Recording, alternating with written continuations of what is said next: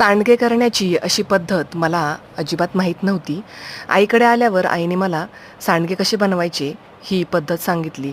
तर अर्धा किलो मटकीची डाळ घेतली. ती एका ओल्या कापडावर चांगली स्वच्छ पुसून घ्यायची आणि 1 वाटी हरभरा डाळ आणि 1 वाटी मूग डाळ अशा प्रकारे चांगली आपल्याला पुसून घ्यायची.